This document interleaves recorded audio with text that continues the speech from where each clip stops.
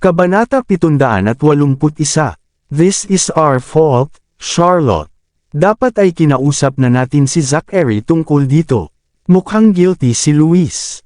Please don't be upset, Zachary. Just see this as a normal dinner. We can talk about work later. Namuhunan ako ng 10 bilyon para sa aking mga shares. Ito ay isang patas na kalakalan. Bakit natin dapat ipagpaliban ang usapan?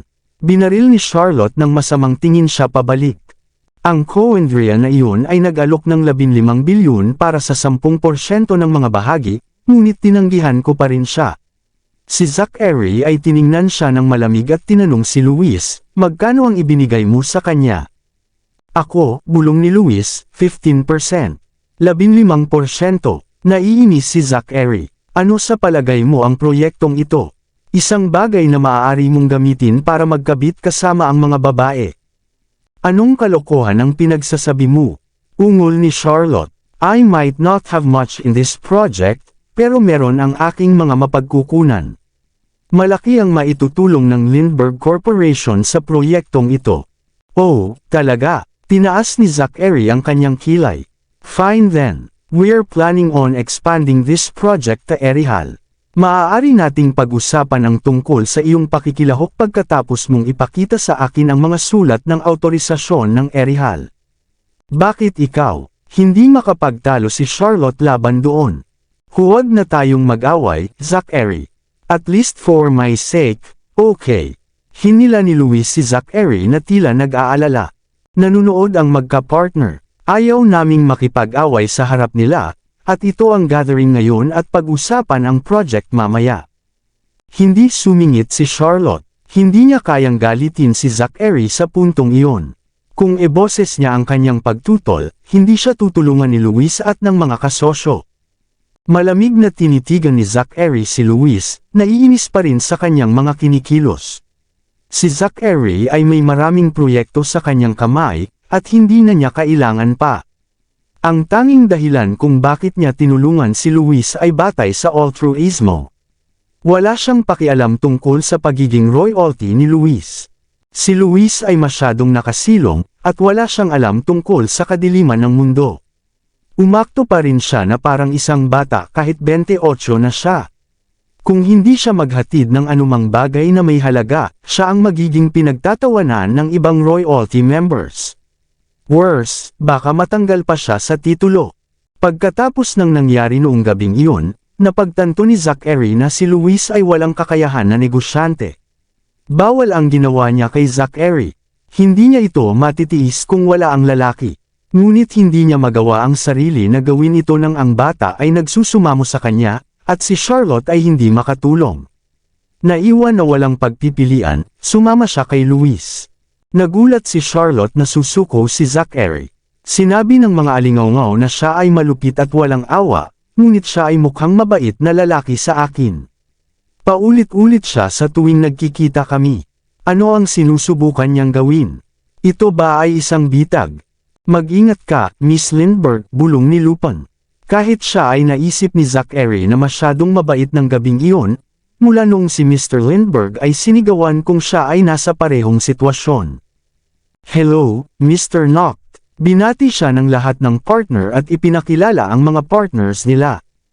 Greetings, matipid na sagot ni Zachary.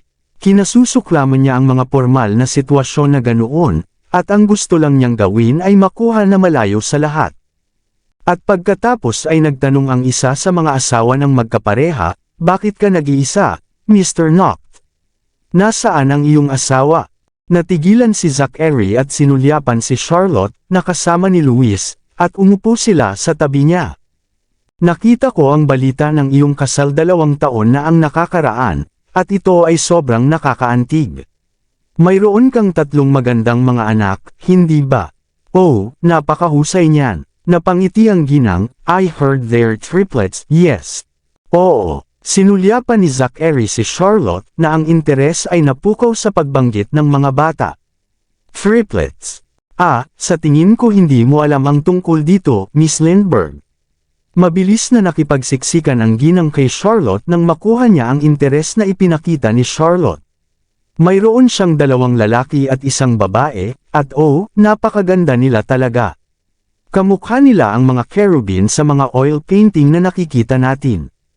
Kung hindi ako nagkakamali, sila sina Robbie, Jamie, at Ellie, hindi ba? Sinamaan ng babae si Zachary. Oo, tahimik na tumingin si Zachary kay Charlotte. Ilang eksena ang pumasok sa isip ni Charlotte at gusto niyang isawsaw ang sarili sa mga iyon.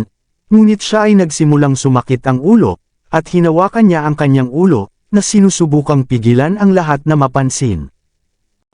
At mayroon silang isang maliit na loro sa bahay.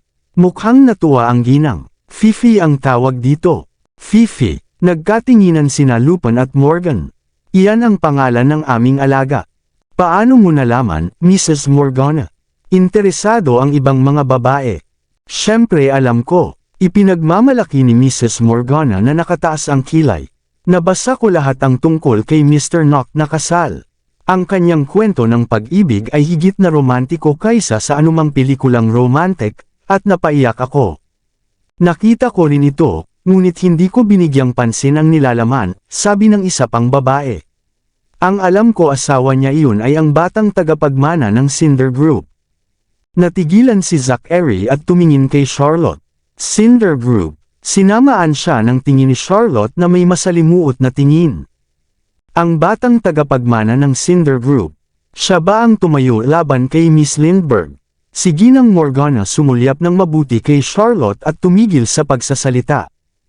Hindi, si Sharon iyon, isang illegitimate daughter. Si Mrs. Knock ay legal na anak ng Blackwoods. Ako ay sigurado siya. Aalis na ako kung chismis lang ang gagawin ng lahat. Putol ni Zachary kay Mrs. Lorenzo at tumayo na inayos ang kanyang suit. Sige na hindi na ako. Mabilis na tumayo si Mr. Lorenzo para humingi ng paumanhin. I'm sorry for my wife's behavior, Mr. Knock. I'll have na kausapin siya mamaya. Oo, dito rin, paghingi rin ng paumanhin ni Mr. Morgana. Bakit hindi natin pauwiin ang mga babae at mag-usap tungkol sa project? Natahimik ang lahat at nakatingin kay Zachary nang may pag-asa. Kasabay nito, alam ni Charlotte na siya iyon na walang kapangyarihan bago si Zachary sa mundo ng negosyo. Ang ginawa lang niya ay sinabing aalis siya, at papaalisin na siya na pinilit siyang umalis sa laro. Malamig na tinignan siya ni Zachary. Yung project, di ba? Mr. Knock. Tumango si Charlotte. Bakit walang kaunting pag-uusap tayong tatlo? Titingnan ko. Umalis si Zachary, at binigyan siya ng isang huling sulyap na walang emosyon. Ang ganda. Tahimik na nagyaya si Ben habang sinusundan si Zachary palabas. Ibinahagi ni Marino ang kanyang damdamin. For once, sila sa wakas ay nakapagturo ng leksyon sa mga babaeng iyon. Grabe, si Lupin ay nagngangalit ang kanyang mga ngipin. Nagkatinginan ang lahat sa isa't isa. I'm sorry, everyone, mabilis na paghingi ng paumanhin ni Luis. This is an oversight on my part. I didn't tell him about sa plano ko. Sa akin lang siya nagalit, hindi sa inyo. Tiningnan ni Charlotte si Luis ng marahan. Siya ay mabait. Ang una niyang iniisip ay ang reputasyon ni Zachary sa halip na sa kanya. Don't mind it, Sir Luis. We were in the wrong. We shouldn't have talked out of line and anger Mr. Knock. Nag-toast sina Ginoong Lorenzo at Mr. Morgana bilang paghingi ng tawad. Walang sinabing mali ang inyong mga asawa, Mr. Lorenzo, Mr. Morgana. Si Mr. Knock ay masyadong madaling masaktan. Ngumiti si Charlotte. Sa ating pagkakaibigan, ituloy natin na wala siya. Iyan ba talaga ang tamang gawin? Kinabahan ang lahat. Bakit hindi mo kausapin si Mr. Knock, Sir Luis? Okay na kami sa sarili namin. Makikita namin siya ni Luis mamaya. Let's have our dinner for now, sabi ni Charlotte. Bumalik si Zachary sa villa na nakaramdam ng inis. Gusto niya ng kapayapaan at katahimikan, ngunit pagkatapos ay napansin niya na pinagmamasdan siya ni Cain at Kyle mula sa mga anino. Alam niyang inatasan sila ni Henry na obserbahan siya at si Cynthia, kaya kailangan niyang ipagpatuloy ang pag-arte kahit gaano siya nag-aatubili. Nagpalit siya ng casual attire at pumunta sa hot spring kung saan nagpapahinga si Cynthia. Si Cynthia ay nakasuot ng manipis na silk dress, at ang kanyang buhok ay nakalugay sa kanyang likod, at siya ay nakababad sa kanyang mga paa sa mainit na bukal. Ang mga nurse na nag-aalaga sa kanya ay pinuri siya, "Ang ganda mo, Miss Blackwood." "Oo, napakalinis at inosente mo, Miss Blackwood. Para kang isang diwata." Oo, pinapalabas niya ang vibe na iyon. Nag-usap ang mga babae, at ngumiti si Cynthia. Umihip ang simoy ng hangin at sumasayaw ang kanyang buhok na nagpaangat sa kanyang kagandahan sa mas mataas na taas. Iba siya kay Charlotte. Puro at inosente ang itsura ni Cynthia, para siyang diwata sa labas ng mundong ito, habang si Charlotte ay marangal at matikas, parang anghel. Tiningnan siya ni Zachary ng ilang sandali at lumapit sa ginang. "Mr. Noct." Mabilis na yumuko ang isa sa mga nurse nang mapansin siya. "Mr. Noct." Umatras ang lahat. Natigilan si Cynthia sa nakita niya. Sinubukan niyang kunin na kumapa, ngunit ang kanyang mga paggalaw ay nahadlangan ng kanyang sugat, at siya ay halos mahulog sa bukal, ngunit si Zachary ay nagawang iligtas siya sa oras. Kumalas siya at bumagsak sa yakap niya. Napansin ni Zachary ang amoy ng mga bulaklak na nanggagaling sa kanya nung napasandal siya sa dibdib nito na parang dalagang nahihirapan. "Ayos ka lang ba?" Madali siyang tinulak ni Zachary palayo at tinakpan siya ng kanyang suit. "Salamat," sumenya si Cynthia habang nahihiya sa kanya. Umupo si Zachary sa recliner at kinawian ang mga katulong. Kasabay nito, si Cain ay nagtatago sa bushes sa malapit, hawak ang isang telepono at inikat ito sa kanilang direksyon. Nagvi-video call siya kay Henry, at natuwa si Henry nang makita niyang ganoon si Zachary at Cynthia ka-intimate. "Yung buhos ng ulan kanina, na-jam ka ba sa daan?" Sinubukan ni Cynthia na simulan ang pag-uusap. "Pupunta ba ako dito kung gagawin ko?" Napabulalas si Zachary, at nanigas si Cynthia. "Well, paano ko ito itatago na pupunta ang pag-uusap?" Sinubukan niya ang kanyang makakaya, ngunit madali siyang mapatigil ni Zachary kahit anong pilit niyang sabihin. "Kamusta ang villa?" Napatingin si Zachary sa lugar. "Ang ganda," sagot ni Cynthia. "Gusto ko talaga. Natutuwa akong marinig iyon." Tumanggaw siya at tinuro ang hot spring. "Dapat kang pumasok doon. It's good for you." Sinubukan ni Zachary na umalis, ngunit tiningnan siya ni Ben na alam niyang nagmamasid pa rin ang mga espiya ni Henry sa kanya, at malamang ay pinapanood din siya ni Henry. "Damat, kailangan kong panatilihin ito ng mas matagal." Nakita niyang kakaiba na hindi siya marunong makipag-usap ng maayos sa mga babae. Well, technically kaya niya, pero tatapusin niya ang mabilis na pag-uusap, dahil naiinip siya kahit ano pa ang sabihin nila. Tanging si Charlotte lang ang nakatitig sa kanyang interes. "May problema ka ba?" tanong ni Cynthia. "Ha?" Nagulat si Zachary. "Paano mo nalaman?" "Nakasimangot ka kasi, at sinasabi ng mga mata mo na problemado ka." Ngumiti si Cynthia at sumenyas, "Ikaw. Nakita mo si Sir Louis, hindi ba? Tungkol ba ito sa proyekto?" "Paano mo nalaman na nakilala ko si Louis?" Sa wakas ay nagsimula na siyang pansinin ni Zachary. "Sinabi sa akin ni Mr. Potter na pinuntahan mo ang isang mahalagang kaibigan sa bulwagan ng banquet.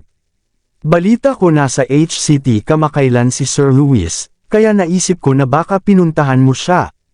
Ngumiti siya. "At nakalimutan mo ba na major ko ang psikolohiya? Nakikita ko kapag nahihirapan ka." "Oh, tama." Tumanggo si Zachary. "Hulaan mo kung bakit kita dinala dito. Gusto mong ituloy ang akto para isipin ni Mr. Henry na nagde-date tayo." Noon lang siya babalik si Mr. Henry. Tumalikod si Cynthia nang sinenyasan niya iyon kung sakaling mahuli iyon ng mga espiya sa camera. Matalino. Ngumiti si Zachary at aalis na sana, ngunit may narinig siyang sasakyan na huminto sa labas. "Mr. Noct." Tumakbo si Ben sa kanya at bamulong, narito sina Sir Louis at Miss Lindbergh. "Anong negosyo nila dito?" Kumunat ang noo ni Zachary at mabilis na lumabas. Sabay sabi niya, "Sabihin mo kay Reyna na bantayan si Cynthia at huwag na siyang lumabas. At bantayan mo rin ang mga alipores ni Henry. Hindi nila dapat makita si Charlotte." "Naiintindihan ko." Mabilis na nagpunta si Ben upang gawin ang mga kinakailangang pagsasaayos. Napansin ni Cynthia na nagmamadali si Zachary, At nang makita niya ang headlight sa labas ay may kakilala siya na dumating, ngunit iniisip niya kung sino ito. Parang iniisip ni Zachary na importante ang bisita. Oh, tapos ka na, Miss Blackwood. Kinuha na siya ni Reyna. Ihahatid na kita. Ikanaway ni Reyna ang kanyang kamay, at ay nalalayan ng dalawang katulong si Cynthia na makatayo. Hinigpitan ni Cynthia ang jacket ni Zachary at isinuot ang kanyang tsinelas bago pumasok sa kwarto. Sa parehong oras, isang grupo ng mga tao ang pumasok, at siya ay reflexively na lumingon sa paligid. Nakita niya si Luis, syempre, at may kasama pang babae. Hindi niya masyadong nakita dahil sa layo, pero siya alam niyang ang ginang ay may sexy figure at isang malaanghel na vibe na tumatagos sa hangin. Let's go in, Miss Blackwood, udyok ni Reyna sa kanya, at umiwas siya ng tingin. Pumasok si Cynthia sa kwarto kasama si Reyna kahit na may kahirapan. Napansin din ni Charlotte si Cynthia, at napangiti siya. No wonder nagmamadali ka, Mr. Nock. I see you na may girlfriend ka dito. Naiintindihan ko na gusto mong makasama siya. Tumingin si Zachary kung saan siya nakatingin, at kumunat ang noo niya. Ang bagal talaga ni Reyna. Girlfriend? Anong girlfriend? Lumingali nga si Luis sa paligid, ngunit ang tanging nakita niya ay ang mga nurse na naglilinis malapit sa mainit na bukal. Gayunpaman, napansin niya ang mga bulaklak at panyo sa upuan, at napagtanto niyang may babae sa mainit na bukal bago siya dumating. Nandito ang girlfriend mo, Zachary. Natuwa si Luis. Dapat pinalabas mo siya para salubungin kami, ikaw ay maliit na bastos. She's just a friend, mahinahong paliwanag ni Zachary. Parang, mukhang excited si Luis. Hindi kita nakitang nakikipag-date sa sinumang babae maliban sa iyong asawa. Ito ay ang una sa lahat ng mga taon na ito. Ah, so nanliligaw ka, ha? Mukhang naiinis si Charlotte. Nananatili kang may bahay sa kabila ng pagkakaroon ng asawa. How crude. Mukhang nagseselos ang isang tao. Tinaas ni Zachary ang kanyang kilay. Bakit ikaw ba? Sige, stop it, pigil ni Luis sa kanila. Bakit palagi kayong nag-aaway tuwing magkikita kayo? Tapos siya ay ipinaliwanag sa ngalan ni Zachary, sa tingin ko kailangan kong magpaliwanag, Charlotte. Ang asawa ni Zachary ay nawawala 2 taon na, at hindi siya nagsisikap na hanapin siya, ngunit walang balita tungkol sa kanyang asawa. Legally speaking, single siya, kaya normal lang ang pagkakaroon ng girlfriend. Nawawala siya, hindi maipaliwanag na hindi mapalagay si Charlotte pagkatapos marinig iyon. Dalhin natin ito sa labas. Ayaw ni Zachary na makita ng mga alipores ng kanyang lolo si Charlotte. Bakit nagmamadali? Nagalit si Luis. Ayaw mo ba makita ang girlfriend mo? Siya ba si Medusa o ano? Gusto ring malaman ni Charlotte kung sino ang babaeng nakasuot ng suit ni Zachary. Hindi siya mahilig sa mga chismis, pero for some reason, gusto niyang malaman agad. Maraming salamat sa lahat ng sumusubaybay. Please subscribe and follow my YouTube and Facebook channel, Filipino Novel. Maraming salamat po. Kabanata 785. Hindi ko alam na mahilig pala kayo sa chismis. Naiinip na si Zachary. Aalis ka ba o hindi? Sige, alis na tayo. Nagpaubaya si Luis matapos magalit si Zachary. Ngunit gusto naming pag-usapan ang tungkol sa proyekto. Dalhin natin ito sa iyong lugar. Sa pilitang itinulak sila ni Zachary palabas, at sinabi ni Ben sa mga katulong na isara ang pinto kaagad. Sa wakas ay nakalaya sina Cain at Kyle mula sa pagkahuli ni Marino, ngunit pagdating nila, nawalan na si Zachary na parang hangin. Sinabi ko naman sa'yo na si Luis lang at ang girlfriend niya. Mga mahilig sa chismis, kayo, pang-aasar ni Marino. Mukhang may kakaiba. Akala nila ay may mali, ngunit hindi na sila nag-isip pa. Pumasok ka na lang. Mr. Nock, may iwan mag-isa ang girlfriend mo kung sasama ka sa amin, hindi ba? Tinawanan siya ni Charlotte, ngunit ang ginawa ni Zachary ay ang malamig na tingin sa kanya. It's fine. He go back in a minute. Muling itinigil ni Luis ang kanilang pagtatalo. Ito ay kukuha lamang ng isang pangalawa. Totoo, ngumisi si Charlotte. Wala pang 10, hindi natin iistorbohin ang gabi nila. Mukhang may nagseselos. Lumapit sa kanya si Zachary, na mapusok ang tingin nito. Makakatuluyan kita kung gusto mo. Bakit ikaw? Namula ang mukha ni Charlotte. Anong ginagawa mo, Zachary? Mabilis na umupo si Louis sa pagitan nila, pinaghiwalay si Zachary kay Charlotte. Stop this. Girlfriend ko siya. Nagtataka ako kung iyon ang kaso. Tinaas ni Zachary ang kanyang kilay. Ano ang kinalaman niyan sa iyo? Umiwas ng tingin si Charlotte. Siyempre may kinalaman sa akin. Tinukso niya, gusto kita. Ano ba naman? Nagulat si Louis. Ikaw ba talaga? Parehong nagulat si Charlotte. Akala niya may naririnig siya. Isipin mo, Charlotte. Tinulak niya si Louis palayo at nilapitan siya. Mas kilala kita kaysa kay Louis na ginagawa. Zachary, anong ginagawa mo? Nagbibiro ka ba? Kumunot ang noo ni Charlotte, na nanlilisik ang tingin sa kanya na may pagdududa. Hindi ka pwedeng mahulog sa akin, di ba? Tingnan natin, nakangiting sabi ni Zachary. Kung hindi ako nahulog sa iyo, paano ko ibinaba ang South Sea Territorial Water? Kung hindi ako nahulog sa iyo, bakit ako nagparaya sa ugali mo? At pinakawalan kita sa kabila ng katotohanang ikaw ay sumalakay nung gabing yun. Sa tingin mo ba sapat na ang isang agila para pigilan ako? Kung hindi ako nahulog sa iyo, bakit sa tingin mo ay nagmamadali akong iligtas ka noon? Kung hindi ako nahulog sa iyo, bakit sa tingin mo ay hindi kita pinatay nang dumating ka sa aking tahanan kasama ang iyong alagang agila? Kung hindi ako nahulog sa iyo, bakit sa tingin mo ay maaari ka pa ring umupo sa amin kahit na sinabihan mo si Louis na alisin ang lahat ng iyon na nakakasakit na mga stunt?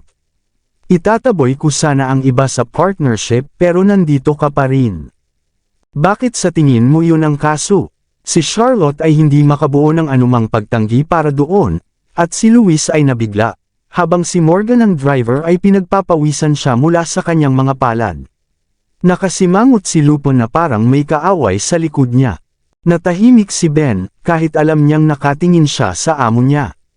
Alam niyang may dalawang dahilan si Zachary na ginagawa iyon. Isa, nag-aalala siya na baka kunin ni Louis si Charlotte para sa kanyang sarili. At pangalawa, siya ay nag-aalala na si Charlotte ay maaaring magdulot ng maraming gulo para sa Knock Group kung pananatilihin niya ito. Nang oras na iyon na dumating, mahihirapan siyang kumilos laban sa kanya, maliban sa hindi niya magagawa. Magpopose yan isang malaking problema. Nagbibiro ka siguro, Zachary. Sa wakas ay lumabas si Louis dito at nabalisa. Akala ko meron kang girlfriend ngayon. Bakit ka nahulog kay Charlotte? Hindi ko siya girlfriend, maikling sagot ni Zachary. Anong biro? Galit na galit si Charlotte. Sa tingin mo mapapaalis mo ako sa pakikipagsosyo sa ganoong uri ng murang trick? Ibinigay ko kay Louis ang pera ko, kaya hindi ako. Bago pa niya matapos ang kanyang pangungusap, hinawakan ni Zachary ang likod ng kanyang ulo at hinalikan siya. Natigilan si Charlotte sa halik at napatitig kay Zachary na hindi makapaniwala. Natigilan siya, hindi makariyak. Ang lahat ng ito ay nadama na napakasurreal ngunit napakapamilyar. Sabay na natigilan sina Louis at Ben at nagtatakang tumingin. Si Ben, gayunpaman, ay mabilis na nakabawi at nag-iwas ng tingin. Si Morgan, na nakasaksi sa lahat ng ito mula sa upuan ng driver, ay ganoon din ang pagkagulat.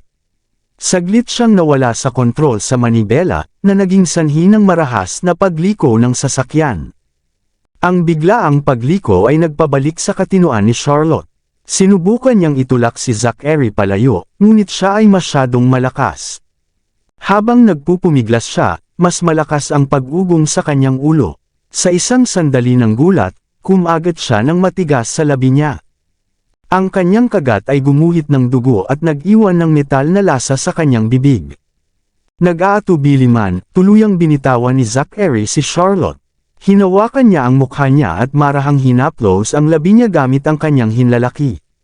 Bastard! Itinaas ni Charlotte ang kanyang kamay, handang hampasin siya. Napahawak si Zachary sa kanyang palso at hinila siya sa kanyang mga bisig. Ano ang mali? Hindi pa ba sapat? Ikaw, hindi sigurado si Charlotte kung namumula siya sa galit o sa kahihiyan. Zachary, sumobra ka na. Bulalas ni Luis habang nagmamadaling itinulak siya palayo at sinangga si Charlotte galing sa kanya. Kahit na hindi ko panahalikan si Charlotte, how dare you? Magandang malaman iyon. Nakangusong tumanggo si Zachary. Maaari tayong manatili bilang magkaibigan. Ano? Nagalit si Luis sa kanyang pagpapakita ng pagmamataas. Sino ang gustong maging body sa iyo? Ikaw ay nagnanakaw ng kasintahan. Give it up. You aren't suitable for each other, matigas na sagot ni Zachary. Dahil sa galit na namumuo sa loob ni Luis, hindi siya nakaimik. Pull over. Biglang utos ni Charlotte. Nang ihinto ni Morgan ang sasakyan, agad na lumabas si Lupin para buksan ang pinto. Lumabas ka, sigaw ni Charlotte habang patuloy na nakatitig sa kanya. Hindi ba dapat pag-usapan natin ang isang pakikipagtulungan? Sagot ni Zachary, na napaawang ang bibig niya at walang hiya nang umisi. Sabi ko get out, sigaw ni Charlotte habang sinusubukang sipain siya. Nakaiwas si Zachary sa kanyang atake at lumabas ng sasakyan. Mabilis na sumunod si Ben sa likuran, nagulat lamang si Lupin sa kanya ng isang sipa sa kanyang puwitan. Halos mapalipad siya ng sipa, ngunit nanatiling tahimik si Ben habang nagngangalit ang kanyang mga ngipin sa galit. Binaril siya ni Lupin ng nakakamatay na titig nang bumalik siya sa sasakyan. Dahil doon, bumilis ang takbo ng Rolls-Royce. Ang kotse ng pamilyang Knock na nakasunod sa buong oras na ito ay agad na huminto. Ang mga nasasakupan ay nakatayo sa paligid na nalilito, hindi alam kung ano ang nangyari. Samantala, nakangisi si Zachary habang nakatingin sa Rolls-Royce sa di kalayuan. Mr. Knock, ano ang sinusubukan mong makamit dito? Tumanggo si Ben. Hindi ba ito mabuti? Ngumisi si Zachary. Ayaw ni Luis na kasama ko si Charlotte, at si Charlotte ngayon akala ay pervert ako. Dahil dyan, napakalaki ng tsansa na umatras siya sa proyekto. Ang kanilang interes kay Cynthia ay tila hamina na rin, kaya ako ay lubos na makapag-concentrate sa aking trabaho. Totoo iyon. Tumanggo si Ben. Ang pinakamahalagang bagay ay, tinaas ni Zachary ang kanyang kilay. Napakatindi ng halik para sa kanya. Si Luis ay palaging pangalawa sa akin. Hangang-hanga si Ben sa katalinuhan ni Zachary kaya hindi niya maitago ang kanyang pananabik. Pagpatay ng 3 ibon gamit ang isang bato. Napakatalino. Samantala, naghihintay si Reyna sa bakuran nang bumalik si Zachary sa villa. Nang makita siya, agad na sumugod si Reyna sa kanya. Mr. Knock, binigo kita. Nabalitaan ni Reyna mula kay Marino na nakita nina Charlotte at Luis si Cynthia dahil sa kanyang kapabayaan. Siya ay napagpasyahan na mas mabuting tanggapin muna ang kanyang pagkakamali kaysa sa mismong si Zachary ang mismong makaalam nito. Mabuti na lang at malayo iyon, kaya silhouette lang ang nakita nila, malamig na sagot ni Zachary. Ikaw ay palaging napaka-conscientious, kaya ayaw kong magkamali ka pa. Oo, naiintindihan ko, sabi ni Reyna, na nakayuko ang ulo bilang paghingi ng tawad. I'll overlook it this time. Don't let it happen again, babala ni Zachary, malamig at matigas pa rin ang boses. Oo, Mr. Knock. Dumaan si Zachary sa kwarto ni Cynthia, nakita ko lang ang pinto na bahagyang nakaawang. Alerto si Cain habang nakatayo sa koridor, na nagbabantay sa lugar. Pagkatapos ng ilang pag-iisip, nagpasya si Zachary na huwag umakyat sa itaas at kumatok sa pintuan ni Cynthia. 2 nurse ang tumakbo para buksan ang pinto at binati siya. Gising pa ba siya? Oo, Mr. Knock. Hinihintay ka ni Miss Blackwood. Ngumiti ang mga nurse at nagdahilan sa kanilang mga sarili mula sa silid. Hinihintay ako. Napukaw ang kuryosidad ni Zachary habang dahan-daang pumasok. Nakasuot ng puting lace nightgown si Cynthia na nakalugay ang buhok sa kwarto. Pagkatapos ng kalikot sa mesa ng insenso, dahan-daang lumitaw ang tipak ng lilang ambon, na naglalabas ng sariwang halimuyak. Ang epekto ng ambon ay lalong nagpatingkad sa kagandahan ni Cynthia. Sumilay siya sa isang mainit na ngiti nang nakita niya si Zachary at sumenyas siya ng sign language. Sabi ni Lolo hindi ka daw nakatutulog ng maayos, maghalo ako ng lavender oil para ilagay ito sa kwarto mo. Makakatulong ito sa iyo na makatulog ng mas mahusay. Oh, salamat. Hinintay ni Ben ang utos ni Zachary bago siya pumasok para kunin ang lavender oil at aroma lamp mula kay Cynthia. Magpahinga ka ng maaga. Nanatiling tahimik si Cynthia at matamang na nakatingin kay Zachary. Pagkatapos mag-goodnight ay sinulyapan ni Zachary si Cynthia at lumabas ng kwarto. Patuloy na nakatayo si Cynthia sa kanyang kinatatayuan, pinapanood si Zachary na papalayo hanggang sa tuluyan na itong makaalis sa paningin. Sa wakas ay nakahinga ng maluwag si Ben nang makabalik sila sa silid ni Zachary. Gusto mo bang sindihan ang aroma lamp? Tanong niya. Sige. Sa huling 2 taon, si Zachary ay nagkaroon ng mga bangungot gabi-gabi, na nagdulot ng pinsala sa kanyang kalusugan sa isip. Sinabi sa kanya ni Henry na maaaring makatulong si Cynthia, ngunit hindi niya ito pinag-isipan. Dahil siya ay nagkaroon na ihanda na ito para sa kanya ngayong gabi, nagpasya siyang subukan ito. Mukhang uulan ngayong gabi, sabi ni Ben habang sinisindihan ang aroma lamp. Isasara ko ang mga bintana para sayo. Matulog ka ng mabuti pagkatapos mong maligo. Tumango si Zachary at pumasok sa banyo, hindi niya namalayan na nag-vibrate ang phone niya. Umalis si Ben sa silid matapos ang kanyang mga gawain, isinara ang pinto sa likuran niya. 2 subordinate ang nakuha niya na magbabantay sa labas ni Zachary bago tumungo sa kanyang silid para magpahinga sa gabi.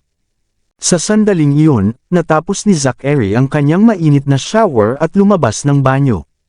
Ang lavender na bango mula sa aroma lamp ay bumalot sa buong silid. Kailangan niyang aminin na mayroon itong napakakalmang epekto. Pagkatapos ng ilang baso ng alak, umupo si Zachary sa sofa para magpatuyo ng buhok. Nang naisip niyang makakaupo na siya at makapagpahinga, nagsimulang mag-vibrate muli ang kanyang telepono.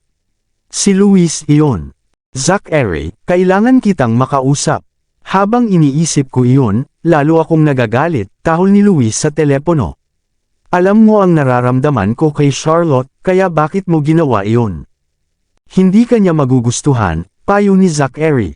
Mas mabuting sumuko ka na bago mo sayangin ang iyong sariling oras. Paano mo malalaman na hindi niya ako magugustuhan? Lalong nabalisa si Luis ng ilang minuto. Nahuli niya ako ng pahiwatig kahapon at sinabing maaari kaming makipag-date at makita kung saan kami dadalhin nito. Naghanda pa ako para mag-propose ng pagmamahal ko sa kanya ngayong gabi, ngunit sinira mo ang lahat ng iyon. Oh talaga, napakagandang balita, nakangiting sagot ni Zachary. Iyon ang dayami na nakabasag sa likod ng kamelyo. Zachary knocked, akala ko best friend kita, pero pagkatapos ng pakikitungo mo sa akin, hindi na tayo magkaibigan.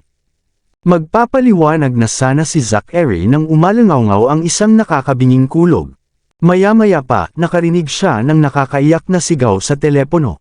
Parang pamilyar ang boses na iyon kaya natulala si Zachary. Ano iyon? Sa tingin ko si Charlotte iyon, ungol ni Luis. I'm hung up now. I need to check on her. With that, natapos na ang tawag. Nakakunot ang noo si Zachary sa kanyang phone. Siguradong kay Charlotte ang boses na iyon, pero bakit napakaraming takot at panik dito? Nakaramdam ng matinding pagkabalisa si Zachary at hindi mapigil ang isipin si Charlotte. With that, nilagay niya yung wine glass niya pababa, nagbihis, at nagmamadaling bumaba. Ano ang problema, Mr. Knock? Tanong ni Marino, na nagulat sa biglaang pagmamadali ni Zachary. Kunin mo ang kotse, pupunta tayo sa villa ni Charlotte. Tumango si Marino at agad na tinupad ang kanyang utos. Si Zachary ay nakabutones ng kanyang shirt habang hindi pa rin nawawala na bumababa ng hagdan.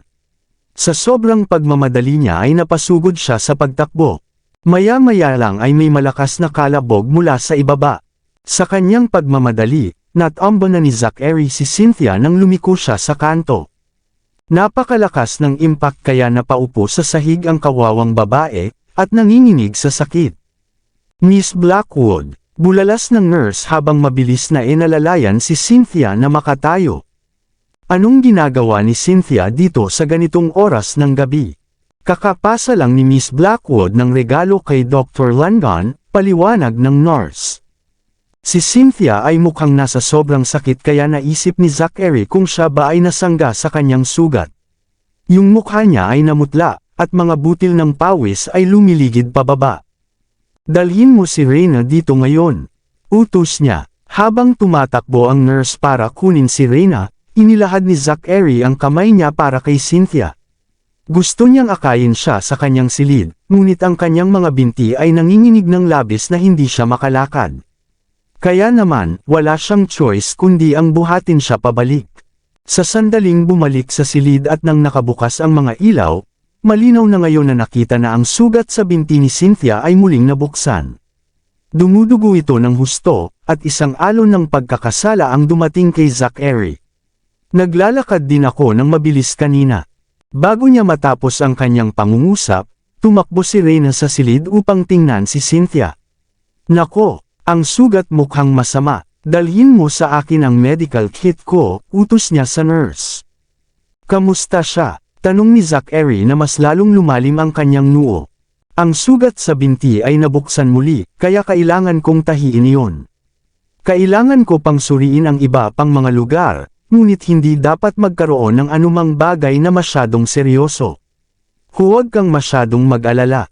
Ang sarap pakinggan. Sa oras na ito, ang kotse na hiniling niya ay handa na upang umalis, at siya rin. Siya minsan muling paalala ni Cynthia, manatili ka sa kwarto at magpahinga. Huwag ka nang gumala pa. Aalis na sana siya, nang biglang sumigaw si Cynthia sa sakit. Tumigil si Zachary sa paglalakad at lumingon. Muling bumukas din ang sugat sa kanyang baywang, at nabahira ng dugo ang kanyang puting pantulog. Nagbago ang mukha ni Reyna. Nako! Kailangan natin siyang dalhin sa ospital. Napabalikwas si Zachary sa gulat. Paano ito naging seryoso? Dali, ipadala mo siya sa ospital. Papapuntahin ko kaagad ang staff ng ospital, sabi ni Reyna, inilabas ang kanyang telepono para tumawag. Nabalot ng guilt si Zachary nang makita niya kung gaano ang paghihirap ni Cynthia. Sa puntong iyon, kaya lang niya subukang tiyakin sa kanya na ang tulong medikal ay darating. Sa kabila ng sobrang sakit, ngumiti pa rin si Cynthia habang sumenyas, may something ka bang kagyat na gagawin? Sige na, nandito si Dr. Langan para sa akin, kaya huwag kang mag-alala. Magiging okay din ako. The more she said, the more na guilty si Zachary. Ngunit nag-aalala rin siya kay Charlotte at nananatili pa rin na nagmamadaling pumunta sa kanya. Natapos na si Reyna sa kanyang tawag at bumalik sa kwarto. Papunta na ang staff ng ospital. It'll take halos kalahating oras. Ingatan mo siya, Reyna. Kailangan kong lumabas sandali. Handa nang umalis si Zachary nang tumunog ang kanyang telepono. Ito ay isang tawag mula kay Henry. Kumunat ang noo niya bago ibinaling ang atensyon kay Cain na nakatayo sa labas. Mabilis na ibinaba ni Cain ang kanyang ulo at nagmamadaling itinago ang kanyang telepono sa kanyang likuran. At that, Zachary had no choice but to answer his phone. Anong problema mo? Sigaw ni Henry. Bakit ka ba nagmamadali sa kalagitnaan ng gabi? Ngayon sinaktan mo pa si Cynthia, hindi ka ba nahihiya sa sarili mo? You really are all-seeing. We can't hide anything from you, mapait na sagot ni Zachary. Hindi ito katulad na sinasadya ko siyang masaktan. Papunta na ang staff ng ospital habang nagsasalita tayo. Ikaw, napangagat ang ngipin ni Henry sa galit. I want you to take full responsibility for this. I don't care what na mayroon ka sa kamay. Isantabi mo ang lahat at alagaan mong mabuti si Cynthia.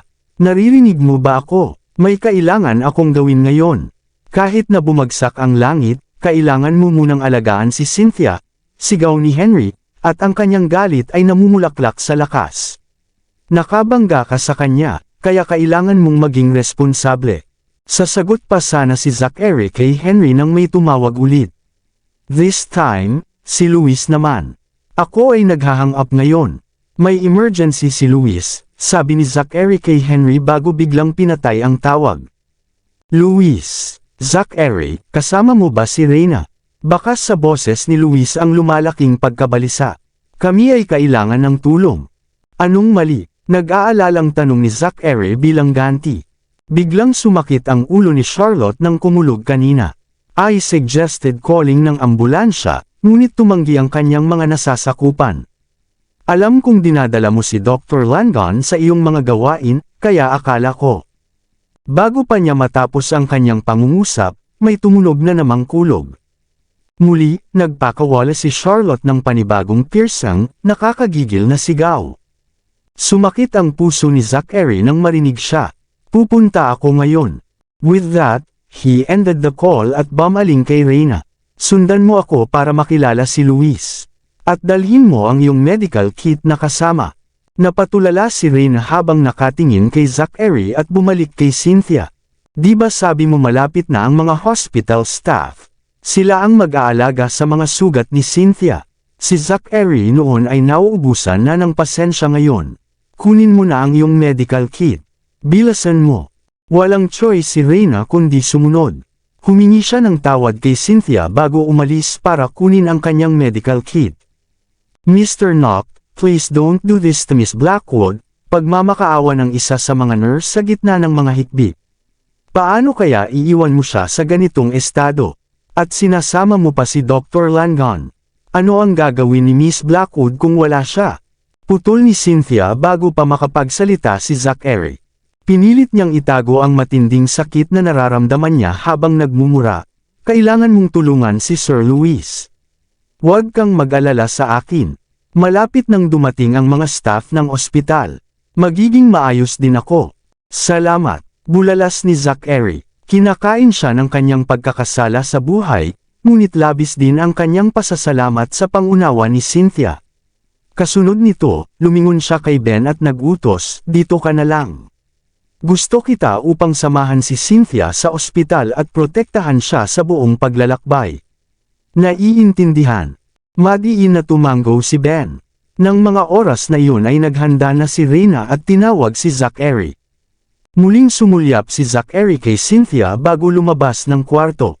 Agad na sumigaw ang nurse ni Cynthia, nakakatakot. Paano ito magagawa ni Mr. Knock? Sumugod si Ben para aliwin siya.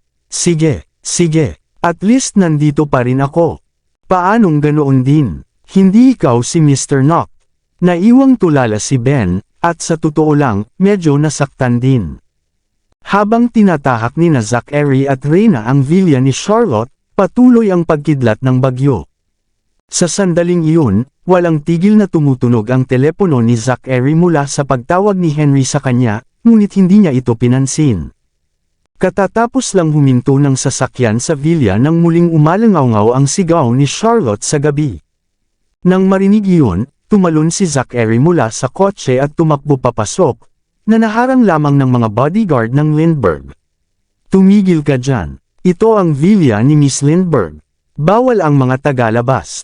Fuck off. Walang humpay na itinulak sila ni Zachary at tumakbo paakyat sa hagdan. Charlotte, anong nangyayari sa'yo? Please don't scare me. Umiyak na sabi ni Luis habang hinahampas nito ang pinto. Pakibuksan mo ang pinto at papasukin mo ako. Sir Luis, please pipe down. Miss Lindbergh has a relapse every time there's thunderstorm. There's no medicine para dito.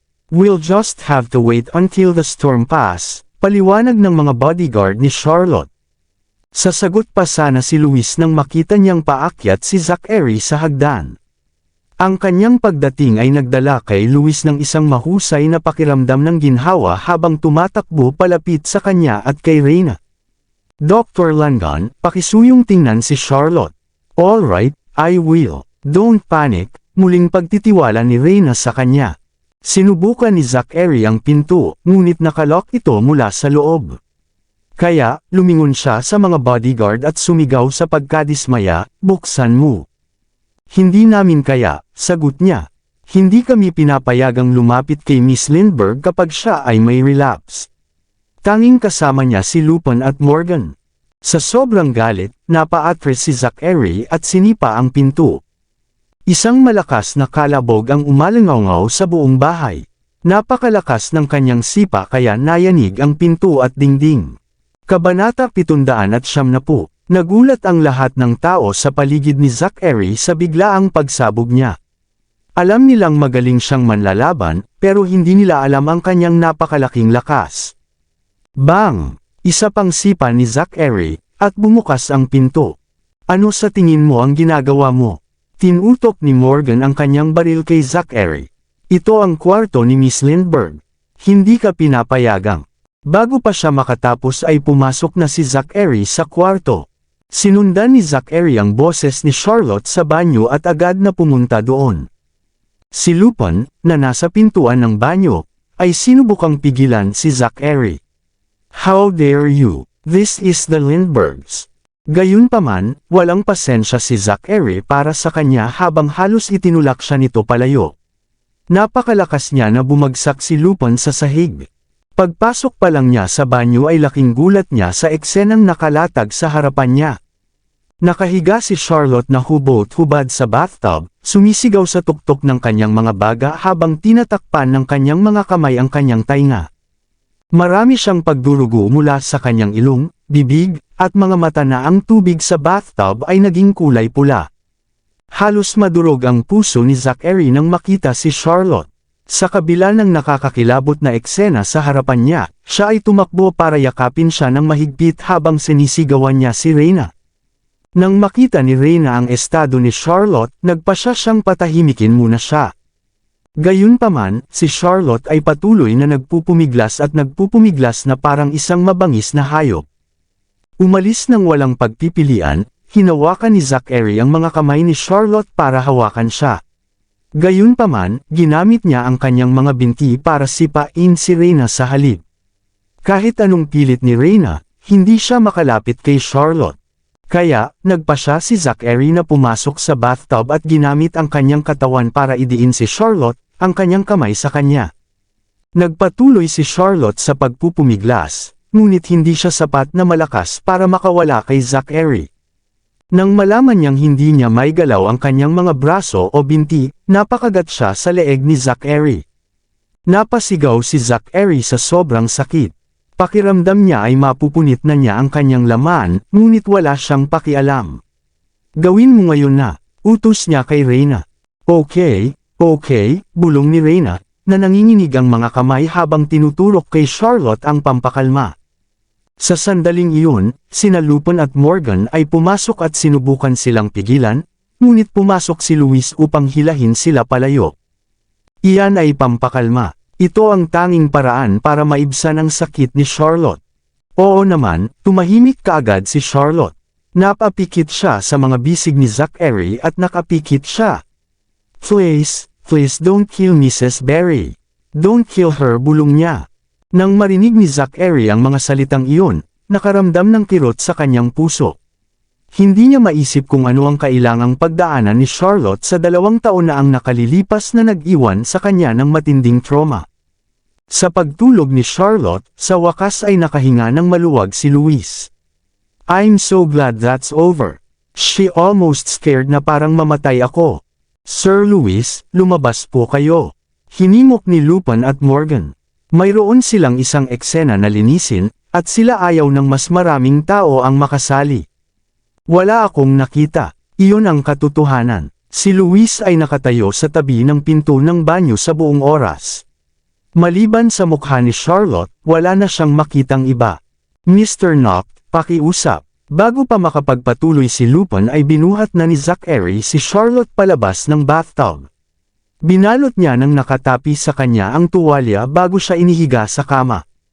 Hindi kakayanin ni Zachary na makita siya sa sobrang sakit, ngunit alam niyang hindi siya maaaring manatili.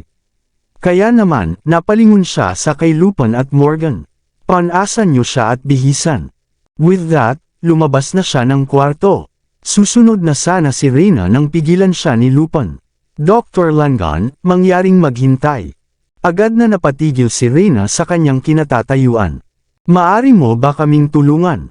Oo naman. Patakbong lumapit si Luis kay Zachary paglabas niya sa kwarto ni Charlotte. Oh my God, ang leeg mo dumudugo. Saan ang kwarto mo? Matipid na sagot ni Zachary. Mabilis, dinala siya ni Luis sa kanyang silid, at pumasok si Zachary sa banyo upang linisin ang sarili. Nang muling lumabas si Zachary na naka-bathrobe, binuhusan siya ni Luis ng isang baso ng alak. Ayos ka lang ba? Kailangan mo bang pumunta sa ospital? Tanong niya with genuine concern.